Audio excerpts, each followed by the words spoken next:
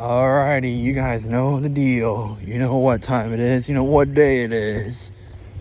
Today is Friday, April 4th, sorry, 2025. Yeah, it's Friday. It's Fish Friday. Today is the second to last week, which means that next week is the last one. And yeah.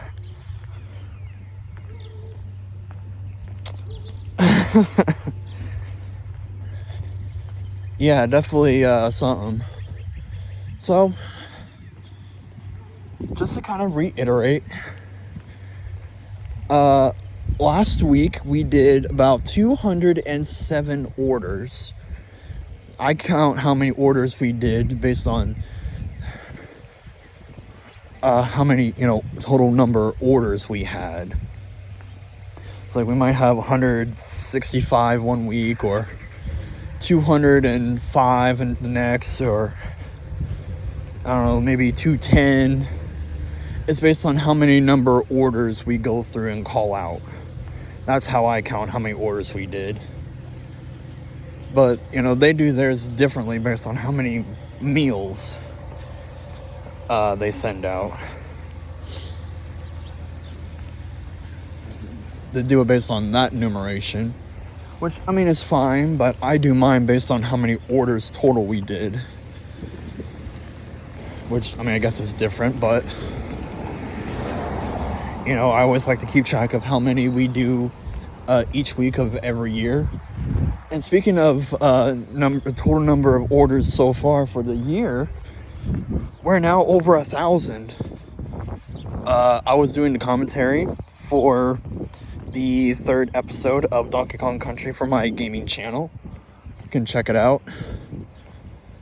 And I was going over the enumeration, and we're at I think it was 1,007, something like that. I don't know. It was definitely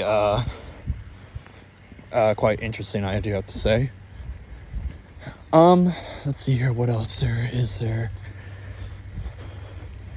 I could talk a little bit about today in history, because something interesting happened today in history. Today in 1841, the 9th president of the United States, William Henry Harrison, which he is the last president to be born before independence. He was born, meaning that he was born as a British subject. Which, if we're going based on the first 9 presidents that we ever had,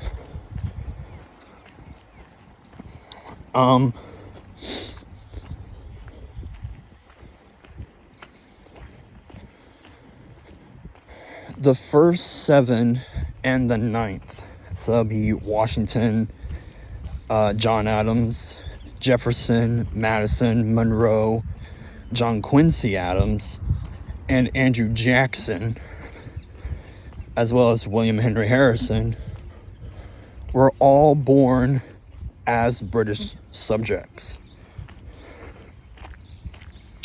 The first born as an American subject, as an American citizen, I should say, not subject. That's a little touchy to say that about a president. The first president to be born an American citizen was Martin Van Buren, but he was the first to have Dutch as his first language instead of English. But anyways, today in 1841, the 9th president, William Henry Harrison, became the first president to die in office. And he currently holds the record of being in office for the shortest amount of time of just literally 1 month. 30 days. That's it.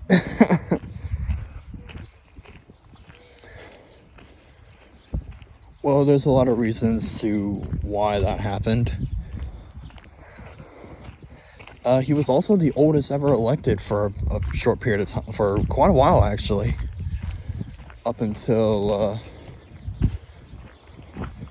Reagan came along in 1980. Was like, yo, I'm running for president and I'm 69 years old.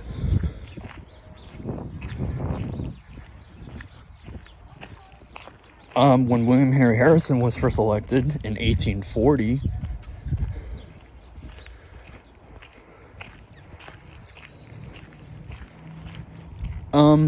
he was 68 years old, and he was the oldest person ever elected president, you know, like how I said, up until Ronald Reagan in 1980. But also, starting with Harrison, became known as the Curse of Tippecanoe, which means that every single president that was ever elected in a year ending in a 0 was doomed to somehow die in office. With William Henry Harrison being the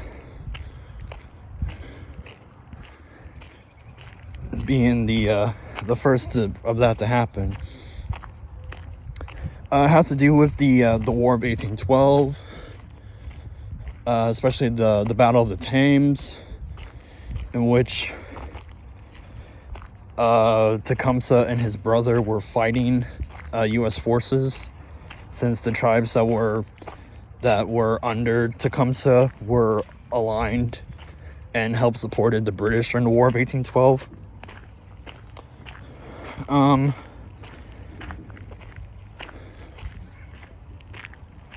They decided that well, legend has it that Tecumseh's brother put a curse on Harrison and, you know, of the nation itself, that every great leader chosen in every 20 years, meaning in a year and a 0, will be subject to die, or some variation of that, but you get the point. So Harrison was elected 1840, dies in office literally a month in, and his vice president John Tyler becomes president, and his presidency was quite interesting, if I say so myself. The next one would be, well, the next president that was elected in a year and a 0 that would die in office was Abe Lincoln, 1860. But in his second term, he was assassinated by John Wilkes Booth. And then 20 years later, in 1880, was James A. Garfield. He gets shot about 9 months in his term.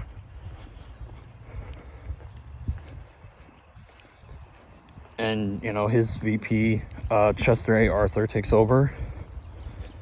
By the way, Lincoln's second vice president, Andrew Johnson, will take over, and we all know how his story went on.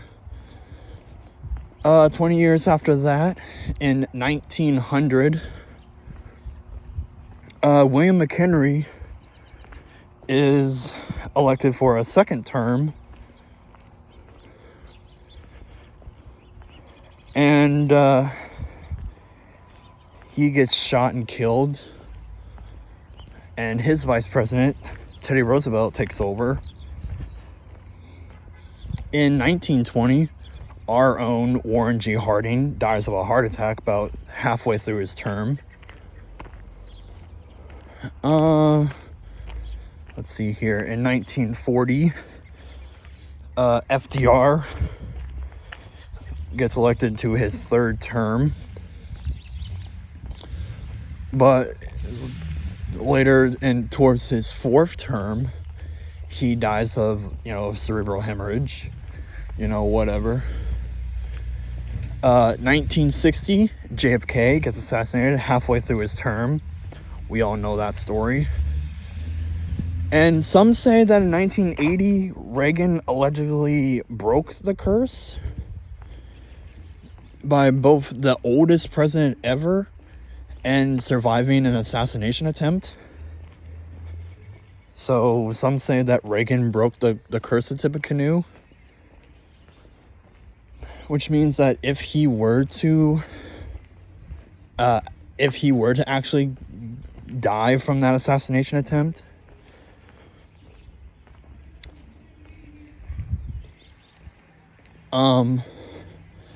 then Reagan's vice president, which I think was Bush Sr., he would have automatically became president. Which means that in 2000, that if Bush Jr. would still run for president, he would probably suffer the same fate and die in office, with his vice president being Dick Cheney. He would have been president.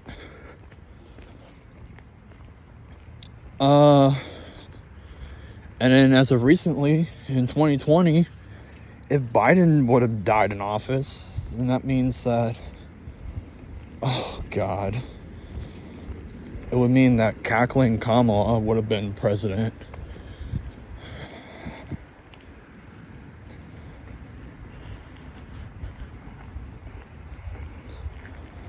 But luckily, everything after Reagan never really happened. That's just in a hypothetical case. And who's to say, and, if anyone else were to run for president for any of those other election years after 1984. So, yeah, that's all I'm going to say. We're going to go ahead and end this off right here. So thanks for watching. Like, comment, subscribe, and we'll see you in the next video. Bye!